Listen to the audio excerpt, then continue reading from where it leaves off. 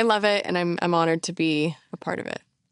When you attended Sierra Canyon, you openly shared about struggling with self-image and insecurities that high school brings. Can you share some strategies that kind of help you manage social media? I take breaks a lot. I love to delete the Instagram app out of my phone, or especially TikTok or Twitter. Maybe like the first day is a little bit of a shock because you're going through your phone and you're kind of naturally looking for that app, but it feels so incredible after the first day or two, and going at least a couple days or a week without it is one of the most liberating and amazing feelings.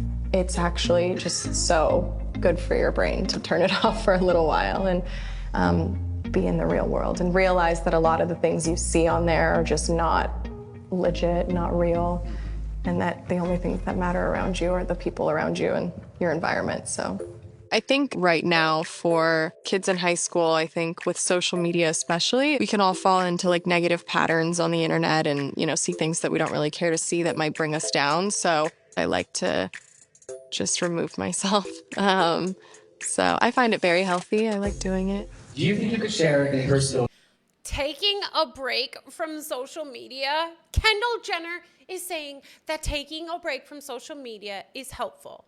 OMG. That is not news to me. As you know, I have already done an entire video, and it has been almost 1 year for me intentionally being off at least Instagram and Facebook.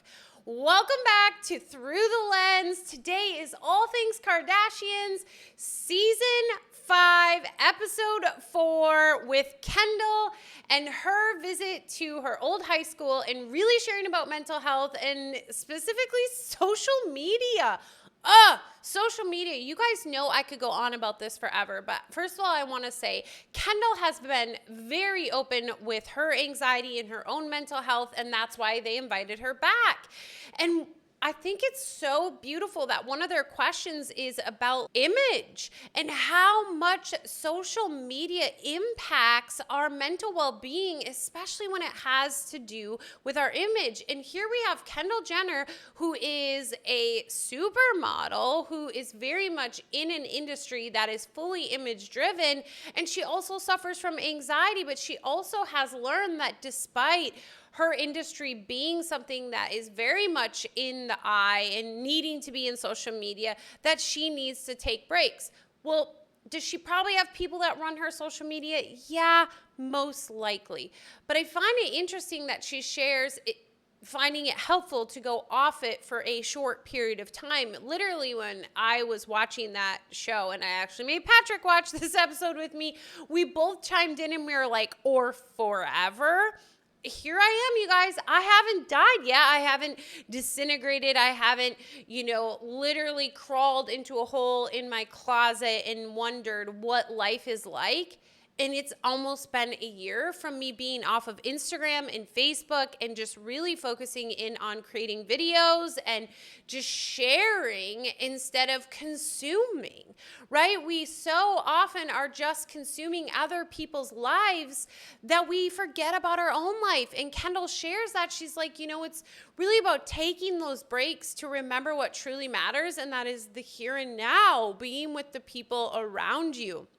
And yes, there's people out there I know who greatly see social media as a wonderful place for connection and extension and getting a message out. And I get that. It's this beautiful new day and age where you can connect with someone all the way around the world in a matter of seconds that you never would have connected to in the past. I mean, one thing I think of is like Jacob Collier. If it wasn't for the ability for him to place on YouTube and to be on social media, Quincy Jones may have never found him, or other people. But is that really the case? Because also, I'm a firm believer that everything that is meant to happen in your journey is going to happen, period.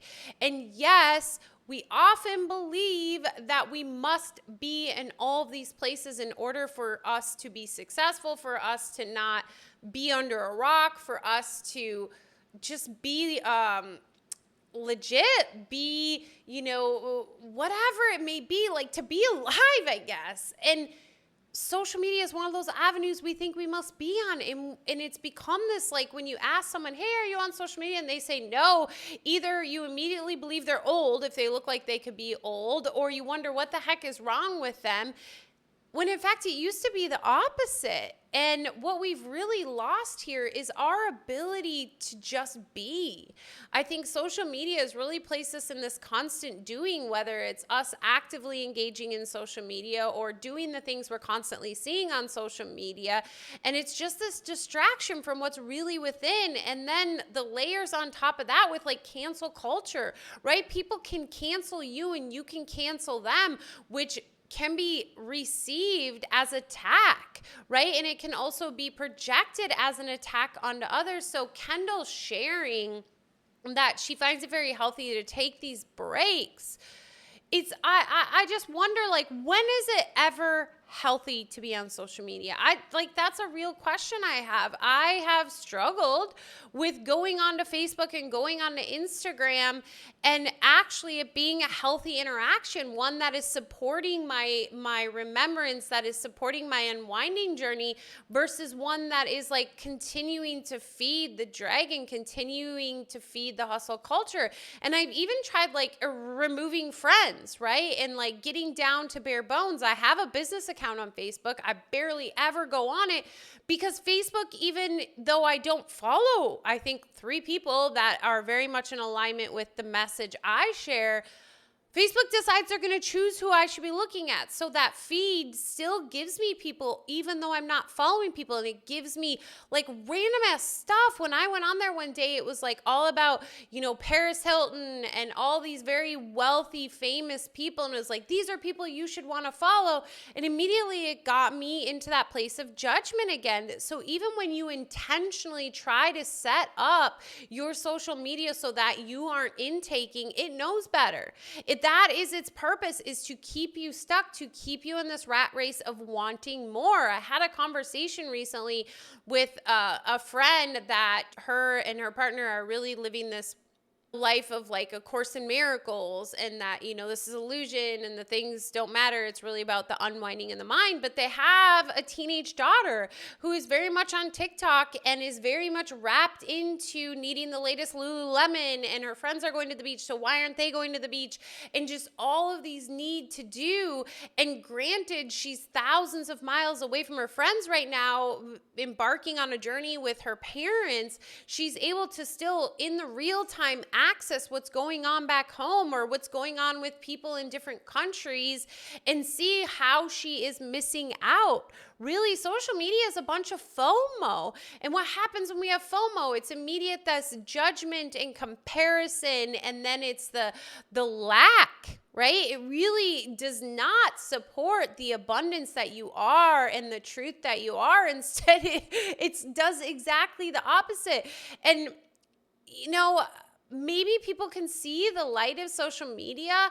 I have yet to truly lean into that and fully understand that for myself. And maybe that's because my relationship was initially built with social media as a place of escapism, comparison, keeping up with the Joneses. And for me, the untying of that, I don't know. I don't know. Even if I do untie them, what is the purpose? And many people, when I left social media personally, were like, oh my gosh, how are you going to run a business? Like, how are you going to connect with others? And yes, I'm on YouTube, which some people might say that is the greatest social media platform there is. But I see YouTube as more like an encyclopedia, a place that has like tangible information, and it's not throwing crap at me unless I go to the shorts page, right? That's just like going to TikTok. But when you intentionally go to YouTube, you can filter, you can choose what shows up and what enters into your awareness, unlike the other social media platforms.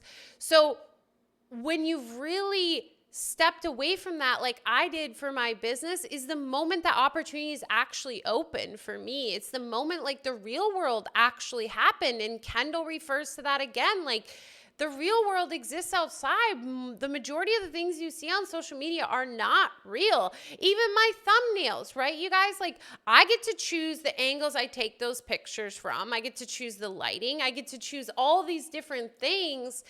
I don't put filters, but then that's a whole nother layer that people can place filters. And oh my gosh, with the the booming of AI and the photos you see out on social media now that have all been AI enhanced, like we are just getting deeper and deeper into the fakeness, into the unrealness of social media, which is a whole nother layer on top of the illusion to begin with, which I believe is placing you further from the truth. It's really sucking you away instead of in, which is interesting because a lot of social media is about this awakening movement and, you know, needing to be out in sharing with everyone on social media, when in fact, social media, I think, is doing the opposite for many, and it's very disheartening to see. But I love Kendall sharing this, because the reality is, I think children, especially younger children, believe they need to be on social media to be legit. And the bullying and stuff that occurs when you're not on social media or you don't have the newest things is outrageous, and you cannot escape it anymore. And I think the only way we can really start to shift that paradigm is us as adults, as the grown children that have a different lens, a different bird's eye view, is to really start sharing our experience of not being on there and what that's like, and really to help others to see that it is okay. And I love, again, that Kendall is doing this, because it is so important for people to have permission. And it just is kind of messed up that the permission has to come from someone who is seen as a superstar or a supermodel or someone that we idolize, when in fact there is no one that is greater than you or below you. We are all one. So I could go on forever about social media. I am so grateful Kendall shared this, and I would have an invitation to Kendall. I know she still very much shares about her anxiety and struggling, is like, do you ever need to be on social media again?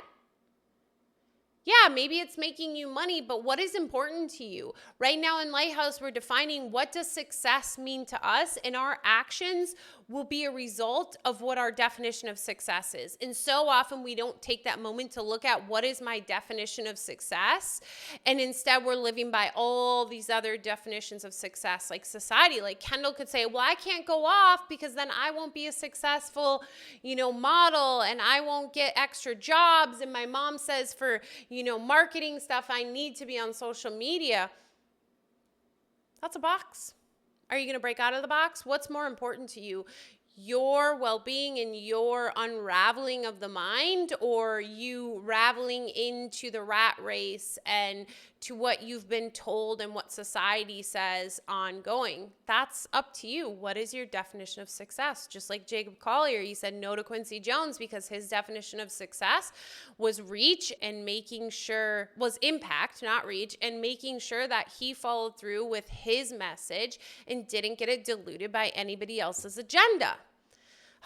Oh, wow. What an episode of the Kardashians. So beautiful. I greatly appreciate they covered this moment of Kendall sharing with these children. And I hope that she continues to share more and more about leaving social media. And the ironic thing is she'll probably share about it on social media. So it's like this loop. But I would invite you, friend, post below. Let's do a no social media challenge together. I mean, I'm not on social media, but I'm here to support you 100% of the way. And let's share what comes up for us. What do we see that is so automatic when it comes to scrolling in social media? It's those dopamine hits. You've been trained, so know it's a habit. And it's okay, just like Kendall said, you may find yourself go to the app and check it out, but it's no longer there. And then you feel a little sadness. That's because you've been trained on this dopamine hamster wheel, and you've got to untrain to get off. It took me probably a good 6 months until my mind stopped believing every time it picked up the phone that it would get a dopamine hit. Still, sometimes it comes up when I find myself in the ego belief system. Thank you so much for tuning in. Please post below, what's your relationship with social media look like? And as always, friend, make sure to like, subscribe, turn on notifications, and remember, you are worth it. Much love. Bye-bye.